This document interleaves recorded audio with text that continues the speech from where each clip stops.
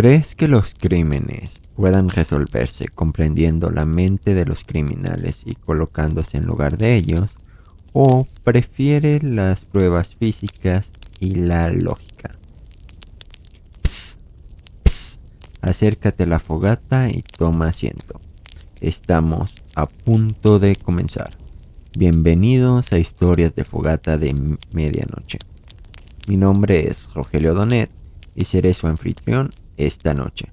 Acompáñame esta noche junto al fuego mientras escuchamos historias de terror, misterio y romance de autores clásicos como de mi propia autoría. Así que apaga la luz, relájate y deja que la narración te permita conocer historias increíbles. A veces, los mejores detectives no son policías ni grandes genios del crimen, sino personas que comprenden la naturaleza humana en su estado más puro. En esta historia te presentaré al Padre Brown, un sacerdote ordinario con la habilidad de resolver crímenes que dejarán complejos a otros detectives. En esta historia de J.K. Chesterton, exploraremos cuál ha sido el secreto del Padre Brown para resolver tantos crímenes en compañía de su amigo el excriminal y ahora detective retirado Flambeau y un americano llamado Chase, que le pide que cuente su secreto para resolver crímenes que están lejos de basarse en pruebas físicas y lógicas como Sherlock Holmes o utilizar métodos tradicionales de otros detectives. Les presento el secreto del Padre Brown. Antes de escuchar esta historia, ¿cuál creen que sea la técnica secreta para resolver crímenes? Les invito a dejar su respuesta en la sección de comentarios. El secreto del Padre Brown, de J.K. Chesterton. Flambeau era en un tiempo el criminal más famoso de Francia, y más tarde, detective privadísimo en Inglaterra. Hacía ya, por el presente, bastante tiempo que se había retirado de ambas profesiones. Personas opinan que la carrera del crimen le había dejado demasiados escrúpulos para la de detective. Sea lo que fuere, lo cierto es que, tras una vida de escapatorias románticas y de evasiones, dejóse caer por fin en un lugar que para algunos parecía encerrar una dirección muy apropiada, en un castillo de España. Sin embargo, el castillo, aunque macizo, era relativamente pequeño. La viña negra y las tierras verdes del huerto cubrían una extensión considerablemente grande de la falda y ladera oscura de un monte. Flambeau, después de tantas aventuras de violencia, poseía aún aquello que es patrimonio de tantos latinos y que es fatal, por ejemplo, a tantos americanos: la energía para retirarse. No es infrecuente que un gran propietario de hotel tenga como ambición convertirse en un pequeño terrateniente en su carrera, en el preciso instante en que podría haberse convertido en millonario detestable comprando una hilera de comercios para replegarse a los linderos de un hogar y sus dominios. Flambeau se había enamorado casual y repentinamente de una dama española, con quien se casó y de la cual tuvo numerosa descendencia en una de las provincias españolas, sin dar muestra de querer traspasar sus límites. Pero cierta mañana, su familia le vio inquieto y desazogado. Dejó atrás a los chiquillos y descendió gran parte de la vertiente para ir al encuentro de una persona que se acercaba por el valle, aunque dicha persona no fuera más que un punto negro en el horizonte. El punto negro fue creciendo en tamaño, si bien cambió un poco de forma, pues continuó siendo, hablando en términos generales, tan negro como redondo. Las ropas negras de los clérigos no eran desconocidas por aquellos andurriales, pero estas, sin dejar de ser clericales, tenían a la vez algo de vulgar y desaliñado comparadas con las sotana y acreditaba al que las usaba como habitante de las islas del noreste con la misma claridad que si se hubiese llevado un cartelito diciendo Clapham Junction. Llevaba en la mano un paraguas, cuya empuñadura parecía una pequeña porra, y a la vista de la cual su amigo latino estuvo a punto de derramar lágrimas de la emoción, pues aquel paraguas había tomado también parte en muchas aventuras que él y el padre corrieron juntos en otro tiempo. El visitante no era otro que el amigo del francés, el padre Brown, que venía a rendirle, por fin, una visita muy deseada y muy aplazada. Se escribían con frecuencia, pero no se habían visto desde hace varios años. El padre Brown se acomodó pronto dentro del círculo familiar, que era lo bastante grande para dar la sensación de compañía o de comodidad. Fue presentado a las 3 figuras de madera pintada y dorada de los Reyes Magos, que son los que traen los juguetes a los niños, pues en España es un país en el cual las cosas de los niños pesan mucho en todos los hogares. También fueron presentados el perro y el gato, y todos los seres animados del corral, y a su vez lo que fue él a un vecino que, con él mismo, había traído al valle el soplo y las maneras de tierras lejanas. Ocurrió que durante el transcurso de la tercera de las tardes, que el sacerdote pasaba en la casona, vio llegar a esta un extranjero que saludó a los dueños de la misma, con saludos que ningún grande de España sería capaz de imitar. Se trataba de un caballero alto, delgado, de cabello gris y muy elegante.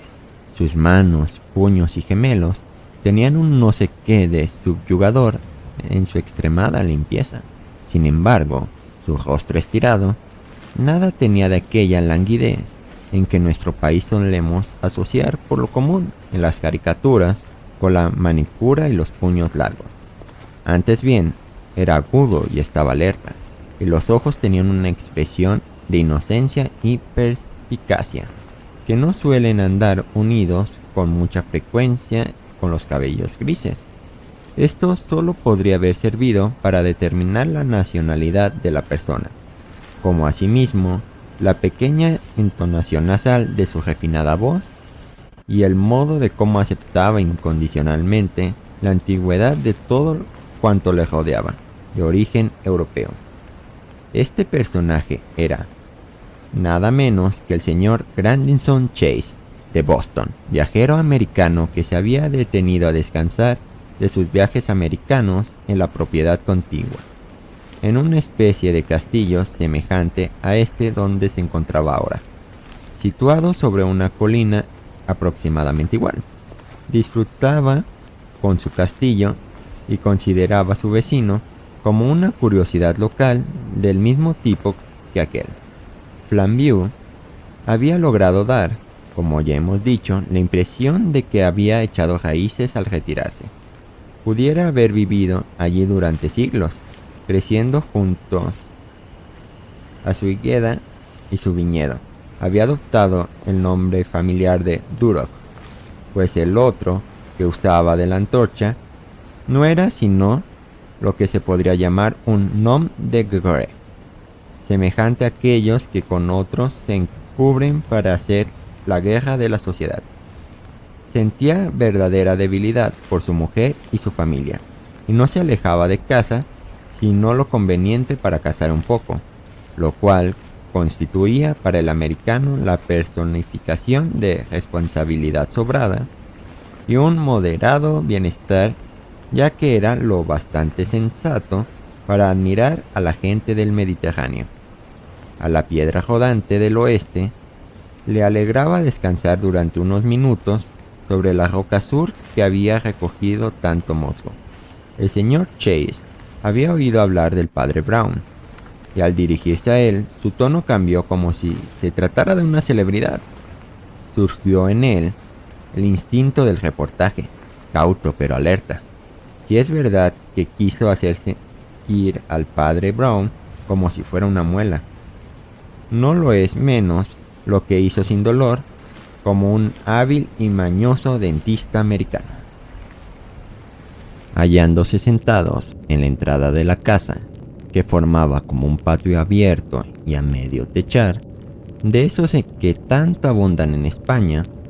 Ya era hacia el atardecer, pero a esa hora en que empieza a refrescar después de la puesta del sol, tenían encendida una pequeña estufa, que asomaba unos ojos relucientes, cual de los de un enano, y dibujaba un arabesco rojo en el suelo. Sin embargo, ninguno de los benéficos rayos alcanzaba la pared interior del ladrillo que se elevaba hacia la noche azul. La alta y forzuda silueta de Flambeau, con sus largos bigotes, cual dos sables, se reflejaba débilmente, mientras iba de aquí para allá, vertiendo vino tinto de un gran barril que pasaba a sus invitados. A su lado, el sacerdote parecía muy pequeño y encogido, como si se hiciera un ovillo junto a la estufa. El visitante americano, por otra parte, apoyaba elegantemente el codo sobre sus rodillas, y sus facciones, afiladas y bellas, quedaban sobre el ruedo iluminado. Sus ojos brillaban con un interés inquisitivo. Le aseguro usted, señor, que consideramos el resultado obtenido por usted en el caso del asesinato de Clara de Luna como el mayor triunfo en la historia detectivesca. El padre Brown murmuró algo que quizá hubiera podido ser tomado por un suspiro. Todos estamos familiarizados, continuó el extranjero con firmeza, con los resultados obtenidos por Dupin, Nicholas Carter y otras figuras imaginarias del oficio, pero notamos que hay una diferencia notable entre su método de investigación y el de otros pensadores, ya sean imaginarios o reales. Algunos han llegado a decir, señor, que la diferencia de método no estribaría en la falta de método. El padre Brown persistió en su silencio, pegó un pequeño respingo, cual si se hubiese amodarrado sobre la estufa, y dijo: Perdóneme, sí, ausencia de método, ausencia de pensamiento. Eso es lo que me temo que así sea. Yo diría que es falta de método, un método rigurosamente científico, continuó el investigador. Edgar Allan Poe nos dio a conocer varios pequeños ensayos de forma dialogada, los cuales se refiere al método de Dupin con sus cautivadoras trabajaciones lógicas. El Dr. Watson, por su parte, se vio obligado a aguantar algunas exposiciones precisas del método de Holmes, basadas en observaciones de índole puramente material, pero me parece que a nadie le ha sido expuesto su método, padre Brown, y si me dijeron que usted había rehusado a dar un curso de conferencias en los Estados Unidos destinados a exponerlo. En efecto, repuso el sacerdote frunciendo el entrecejo y mirando a la estufa. Rehusé. Su negativa dio a pie a algunos temas de conversación interesantes y no faltó quien opinara de su ciencia no podría ser explicada por ser algo más que una ciencia racional. Dicen que su secreto no es para divulgarlo, porque es de carácter oculto. ¿Por qué? ¿Qué es?, preguntó el padre Brown. Pues algo así como esotérico, contestó el otro. Puedo decirle que la gente armó un buen lío con el asunto de Gallo, con el de Strand, y luego con el del viejo Merstham, y ahora con el del juez William, el doble asesinato cometido por Dalwan. que era bien conocido ya en los Estados Unidos. Y ahí estaba usted metido siempre en medio de todos, explicándole a todos cómo se había desarrollado sin decir nada, cómo había llegado usted a descubrirlo. Hubo quien llegó a imaginarse que usted lo sabía sin mirar, por así decirlo, y Carlotta Brownson dio una tanda de conferencias sobre los métodos de pensar, ilustrándolas en casos de usted, la Second Signal Sisterhood in Indianapolis. El padre Brown continuaba mirando la estufa y dejó escapar en voz alta, pero como si pensara: ¡Ay! Esto no puede ser. Yo no sé cómo podría evitarse, dijo el señor Chase con humor. La Second Signal Sisterhood dice algo de cuidado. El único procedimiento que se me ocurre para obtener éxito es que nos diga su secreto. El padre Brown lanzó un pequeño gruñido, escondió el rostro entre sus manos y permaneció de esta manera, sumido en sus pensamientos. Luego levantó la cabeza y aceptó con voz muy opaca: Muy bien, tendré que decir el secreto. Su mirada se posó severa sobre el oscurecido paisaje que abarcaba desde los ojos chispeantes de la estufa hasta el lienzo de pared antigua por encima de la cual iban dibujándose con precisión creciente las luminosas estrellas del sur. El secreto es... dijo y se detuvo como si no pudiera continuar. Minutos después, recuperó el habla para decir: Vea usted, yo fui quien asesinó a esas personas. ¿Cómo?, interrogó el otro con un hilo de voz medio de un silencio expectante. Mire usted, yo mismo las asesiné, explicó el padre Brown pacientemente. De este modo comprenderá el por qué yo sabía cómo se desarrollaron todos los hechos. Grayson Chase se dirigió con toda su portentosa estatura, semejante a la de un hombre levantado hasta el techo por algo así como una explosión lenta, y mirando a su interlocutor, volvió a repetir su asombrosa respuesta. Yo mismo había planeado cada uno de los asesinatos cuidadosamente, prosiguió el padre Brown. Me había imaginado todos los pormenores de cómo se podría llegar a semejante cosa y en qué estado mental podría hacerse. Y cuando estuve completamente seguro de que el asesino había sentido lo que yo, entonces naturalmente sabía quién era.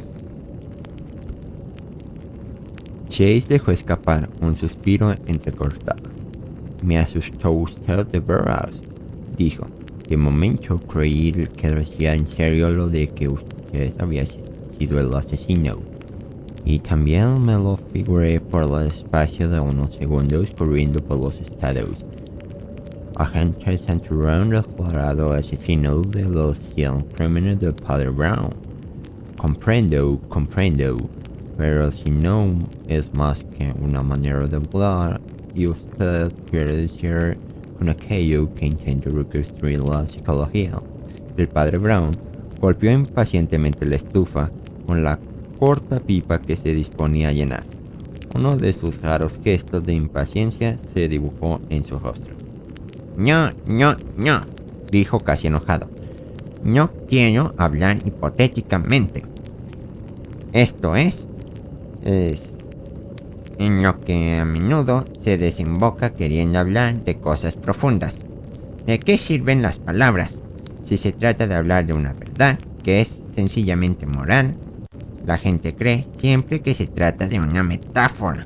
Un hombre hecho y derecho, con sus dos piernas y que aún vive, me dijo en cierta ocasión: yo no creo en el Espíritu Santo más que en el sentido espiritual. Naturalmente, yo le contesté: ¿en qué otro sentido podría usted creer en él?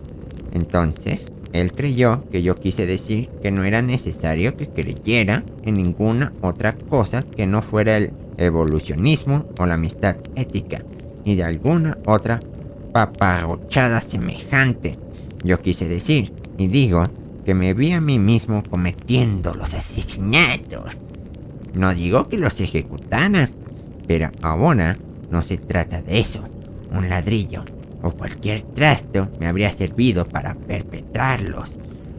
Lo que yo quiero decir es que pensé de qué manera podría un hombre llegar a ser así, hasta que me di cuenta de que yo mismo era de aquella manera, en todo menos en aceptar el consentimiento formal de la acción. Me lo sugirió una vez un amigo mío como ejercicio religioso. Me parece que él lo debió haber sacado del Papa León XIII, por lo que siempre sentí una gran debilidad. Me temo, observó el americano mirando al padre Brown con aire de duda y como quien se enfrenta a un animal raro. Que tendrá que explicarme usted muchas de las cosas antes de que llegue a saber de qué manera está usted hablando. La ciencia del detective, el padre Brown, chasqueó sus dedos a la misma expresión de vivo descontento.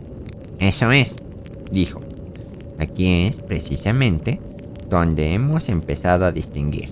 La ciencia es una cosa grande, pero en su sentido verdadero, una de las palabras más grandes del mundo.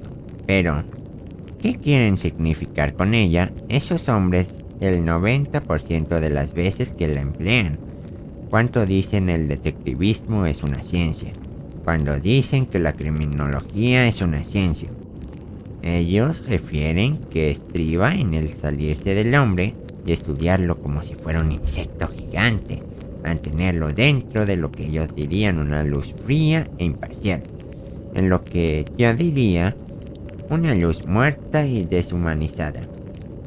Quieren decir llevárselo lejos como si fuera un criminal, como si fuera un animal prehistórico, asomándose ante la forma de su cráneo de criminal, como si fuera una clase de vegetación inverosímil, semejante al cuerno sobre la nariz del rinoceronte.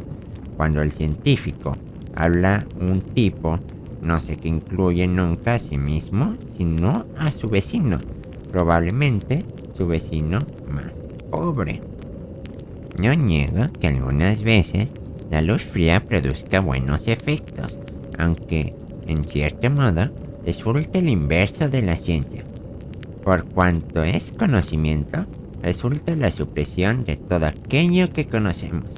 Es tratar a un amigo como a un extranjero, y que se llegue a pretender que una cosa familiar es algo remoto y misterioso, como si se dijera que un hombre tiene una probosis entre los ojos o que cada 24 horas sufre un ataque de insensibilidad.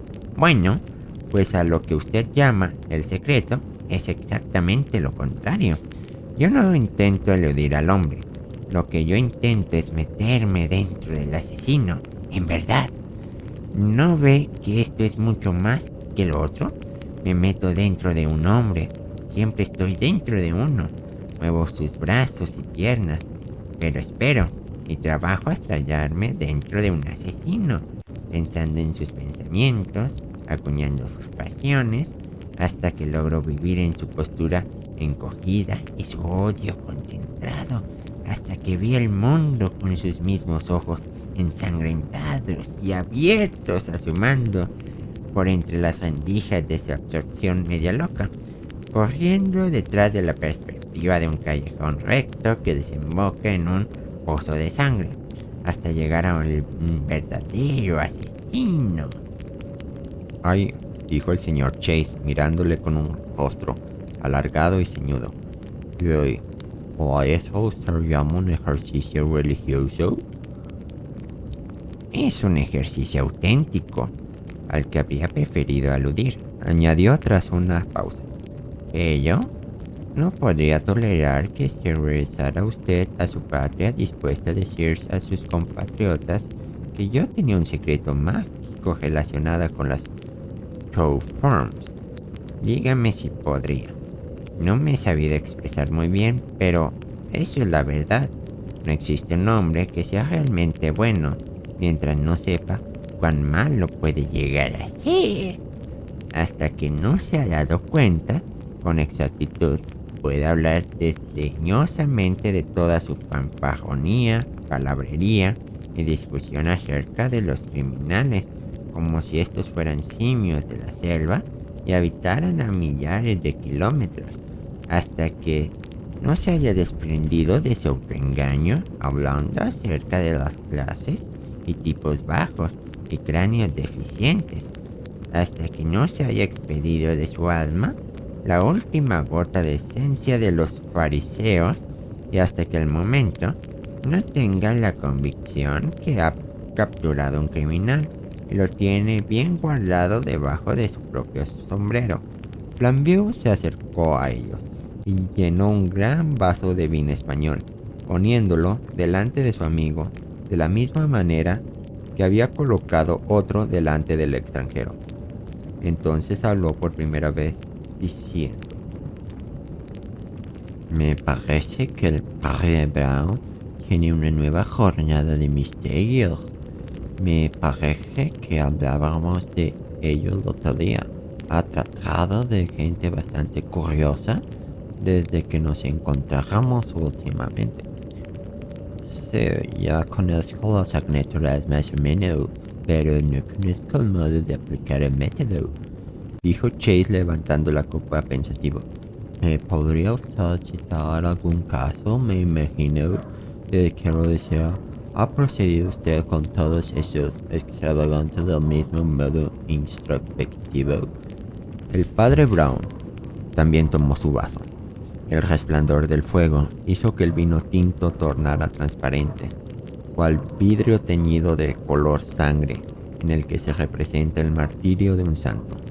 La llama roja parecía subyugar los ojos y atraer su mirada, que se hundía más y más en la copa, como si ésta contuviera el rojo mar de la sangre de todos los hombres, y como si su alma fuera un buceador hundiéndose siempre en la oscura humildad imaginación invertida, siempre debajo de sus peores monstruos, entre el barro más corrompido. En esa copa, en un espejo rojo, veía muchas cosas. Las hazañas de sus últimos días se movían aún como sombras rojas. Por ejemplo, que sus compañeros le pedían que danzaban ante él, con formas simbólicas, y pasaron por delante lo de él todas las historias que aquí se cuentan. El vino luminoso le parecía una puesta de sol vergena sobre el horizonte de playas escarlatas, por el que pasaban las siluetas oscuras de varios hombres. Uno de ellos estaba caído, y otro corría hacia él. Entonces la imagen pareció descomponerse en pequeños fragmentos, que fueron bien punto faroles rojos, pendiendo de las ramas de un jardín en el que un lago reflejaba sus rayos encarnados. De nuevo, pareció que todo aquel brillo se concentrase en una gran rosa de vidrio rojo, joya que iluminaba el mundo cual otro sol poniente, dejando, sin embargo, negra y opaca la figura negra de un hombre cuya cabeza se hallaba cubierta por la tiara de un sacerdote prehistórico. La llama viva volvió a reducirse al bergemo opaco de una barba mecida por los vientos de un erial gris. Todas estas cosas, que podrían apreciarse más tarde, desde otros puntos de vista y bajo otros aspectos que el suyo, surgieron en el panorama de su memoria, ante el reto sufrido, y fueron tomando forma en anécdotas y argumentos. Sí, dijo al tiempo que se llevaba lentamente la copa de vino a sus labios. Lo recuerdo bien.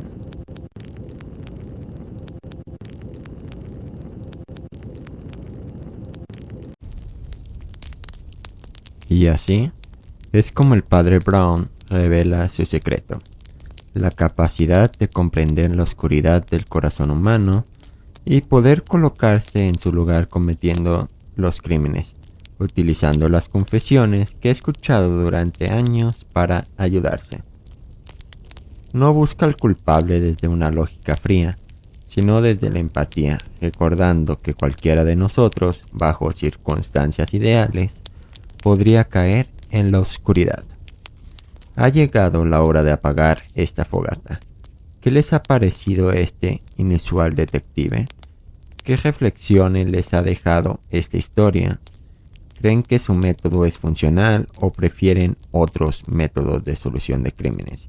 Les invito a dejar sus reflexiones en los comentarios y si les gustaría escuchar más aventuras del Padre Brown. Si esta historia te gustó, te invito a darle me gusta a este video, compartirlo con personas que les gustan las historias de misterio o que necesiten conocer nuevos tipos de detectives. Te recomiendo suscribirte para estar atento a las nuevas historias que llegarán al canal y también posiblemente más historias del Padre Brown. Recuerda que a veces los pequeños detalles permiten resolver los más grandes crímenes o misterios.